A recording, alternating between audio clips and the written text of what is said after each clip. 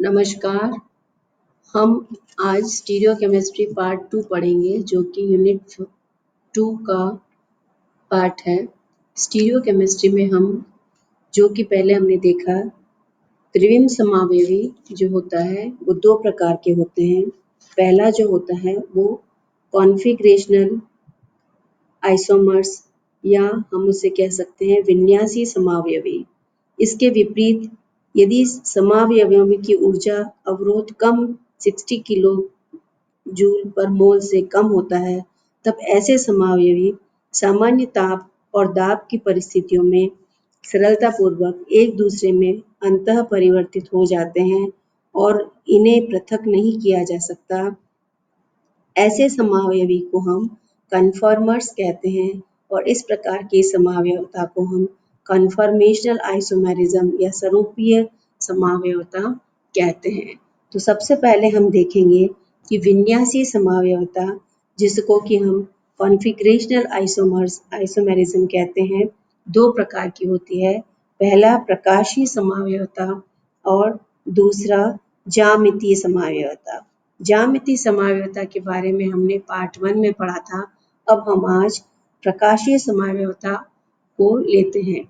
तो प्रकाशीय समावयवता में सबसे पहला टर्म आता है ऑप्टिकल आइसोमेरिज्म, जो कि इस समावयवता की संकल्पना सर्वप्रथम फ्रांस के रसायन शास्त्री लुईस पास्टर ने 1848 में की, जबकि उन्होंने पाया कि एक ही यौगिक सोडियम अमोनियम टार्ट्रेट के लिए दो प्रकार के क्रिस्टल होते हैं।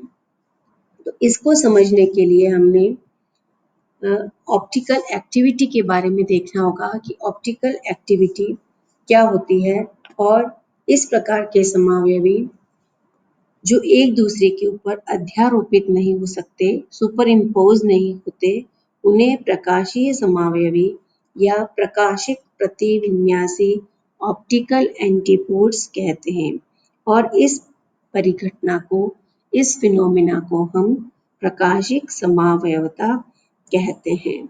दूसरे शब्दों में यदि दो त्रिविम समावयवी एक दूसरे के एक वस्तु और उसके प्रतिबिंब की भांति संबंधित हो तो एक दूसरे पर अध्यारोपित नहीं होते, प्रकाशीय समावयवी कहलाते हैं। इसे हम एनेंशियोमर्स भी कहते हैं और यह गुण प्रतिबिंब समावयवता एनेंशियोमरिज्म के नाम से जाना जाता है।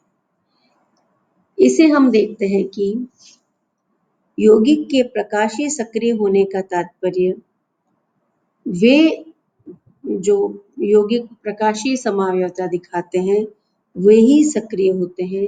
इसका मतलब ये है कि वे समतल ध्रुवित प्रकाश को समान लेकिन विपरीत दिशा में घुमाते हैं।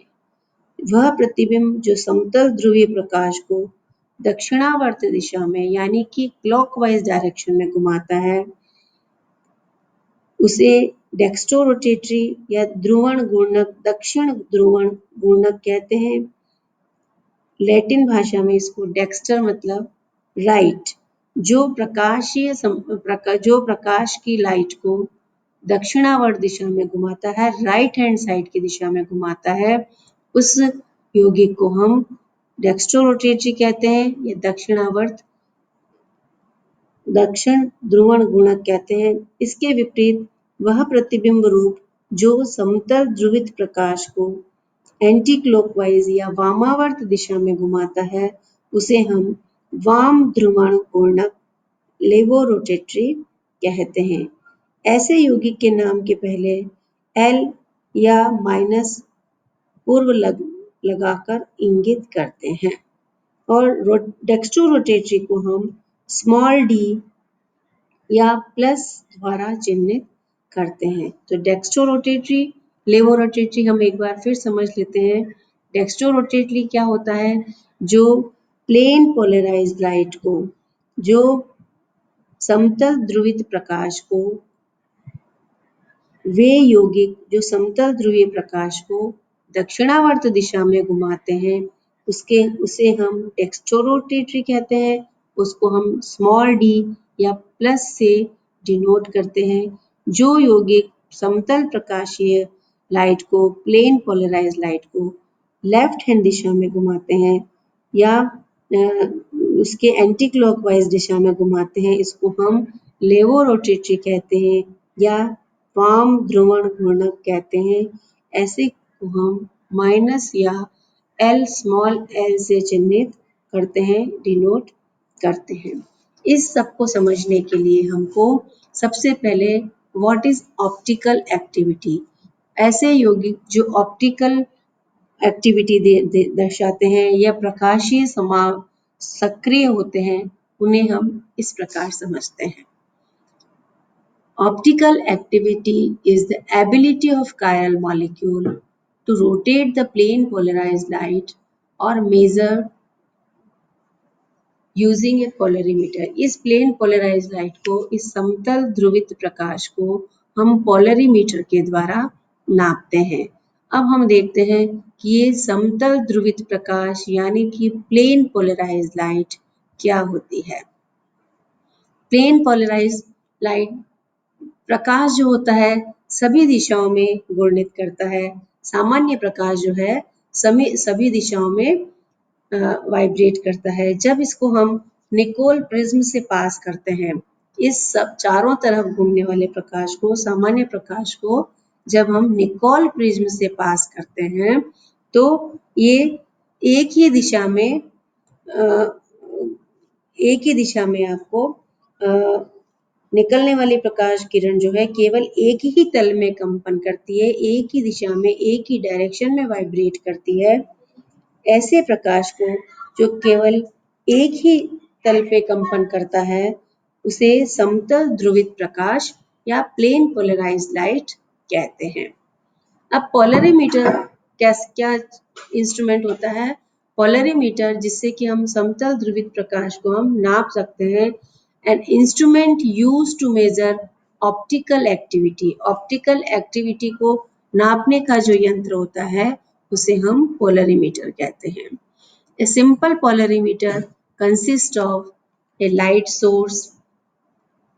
सिंपल पोलरीमीटर में क्या होता है? एक लाइट सोर्स है, पोलराइजिंग लेंस है, सैंपल ट्यूब है, इस ट्यूब के अंदर हम सैंपल या जो भी यौगिक रखना है उसे रखते हैं, एंड एनालाइजिंग लेंस।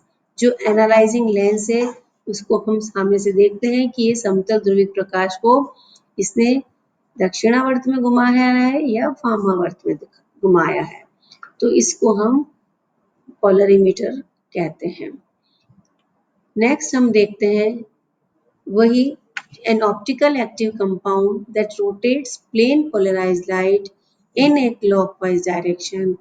इसको हम प्लस और डी से डिनोट करते हैं। इसको हमें कैपिटल डी से कंफ्यूज नहीं होना है। कैपिटल डी हम और किसी को डिनोट करने के लिए यूज करते हैं। डेक्स्ट्रो रोटेटरी को यूज करने के लिए हमेशा याद रखिए आपको स्मॉल डी से ही डिनोट करते हैं। लेवो रोटेटरी का मतलब होता है an optically active compound that rotates plane polarized light in a counter clockwise direction या anti clockwise direction। हम इसे माइनस या स्मॉल एल से डिनोट करते हैं। ये it should not be confused with capital L. Capital L को हम और शो करने के लिए डिनोट करते हैं। द एंगल ऑफ रोटेशन, जिस एंगल से वो प्लेन पोलराइज्ड लाइट समतल ध्रुवीय प्रकाश रोटेट होता है by an optically active substance, कि जिस भी प्रकाशीय सक्रिय जो पदार्थ है उससे रोटेट होता है, active substance is proportional to the number of atoms in the path of light. कितने नंबर एटम्स उस पाथ लाइट के पाथ में उपस्थित है उसके ऊपर उसका एंगल डिपेंड, मुड़ने वाली लाइट का एंगल डिपेंड करता है। अब हम देखते हैं कि जैसे ये लैक्टिक एसिड है और ये जो लैक्टिक एसिड है और ये लैक्टिक एसिड जो है वो, और ये -L लैक्टिक एसिड, जो है वो ये प्लेन पोलराइज लाइट को डेक्स्ट्रो रोटेटरी और लेवो रोटेटरी में डिनोट करता है। जैसे हम देखते हैं ये lactic dextro rotatory lactic acid है और ये लेवो रोटेटरी लैक्टिक एसिड है। तो ये दोनों जो लैक्टिक एसिड है ये इस तरफ OH है इसका और ये इसका इस तरफ OH है। तो स्पेसिफिक रोटेशन जो हम देखते हैं तो किस दिशा से स्पेसिफिक रोटेशन विभिन्न पदार्थों के ध्रुवण घूर्णन की क्षमता उनके विशिष्ट ध्रुवण घूर्णन के रूप में व्यक्त की जाती है, जिसे निम्न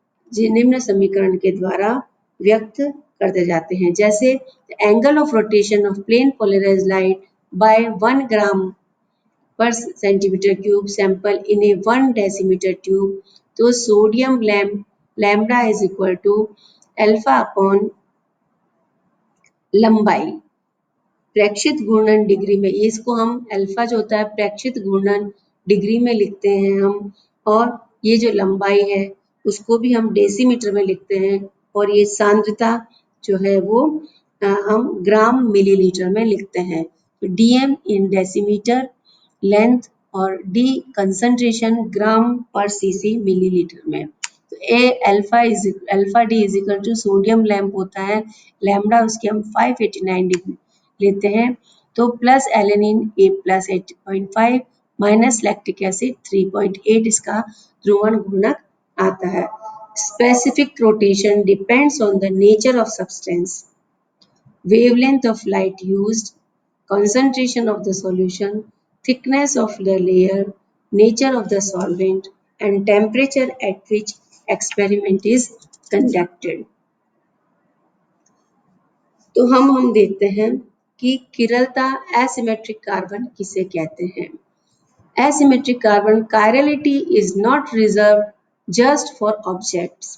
Molecule can be chiral. Chiral molecule, generally molecules contains an asymmetric center. Asymmetric center means asymmetric center or chiral center. Tetrahedral atom bonded to 4 different group. जब एक कोई कार्बन, ये चतुष्फल की संरचना है, इसमें एक असिमेट्रिक सेंटर है। इसका मतलब क्या है, जब ऐसा कार्बन 4 विभिन्न समूहों से जुड़ा हुआ हो तो ऐसे कार्बन को हम एसिमेट्रिक कार्बन कहते हैं या कायरल सेंटर कहते हैं। तो कायरल सेंटर क्या है, ऐसा कार्बन जिससे 4 विभिन्न समूह जुड़े हुए हों जो कि चतुष्फल की संरचना में है। ऐसे को जैसे उदाहरण है इसका 4 octanol, 2 bromo butane, 2,4 dimethyl hexane. जैसे तो कायरलिटी किस किस पे डिपेंड करती है, ये कायरल कंपाउंड तभी होता है जब एक दूसरे का मिरर इमेज होता है। ये देखिए 2 हाथ, right hand and left hand, right है eye ear and left ear. तो ये जो हमको दिख रहा है ये सारे मतलब मिरर इमेज है, एक दूसरे के ऊपर दर्पण प्रतिबिंब है। दर्पण प्रतिबिंब तो है लेकिन एक दूसरे के ऊपर अध्यारोपित नहीं हो सकते हैं। तो अकायरल ऑब्जेक्ट जैसे हाथ है, ये कायरल ऑब्जेक्ट है, ये एक दूसरे के ऊपर अध्यारोपित नहीं हो सकता, लेकिन चेयर चारों तरफ से बराबर है तो ये अकायरल ऑब्जेक्ट है, ये एक दूसरे के ऊपर अध्यारोपित हो सकते हैं। तो कायरलिटी किसमें होगी, जो मिरर इमेज है और जो एक दूसरे के ऊपर सुपर इम्पोज नहीं हो सकते, अध्यारोपित नहीं हो सकते। तो हम देखते हैं chiral objects are objects with left handed and right handed form, जो लेफ्ट हैंड और राइट हैंड फॉर्म में है। अकायरल ऑब्जेक्ट वो होते हैं that have superimposable mirror, एक दूसरे के ऊपर अध्यारोपित हो जाता है। Non superimposable mirror image, a mirror image that is not the same as the image itself.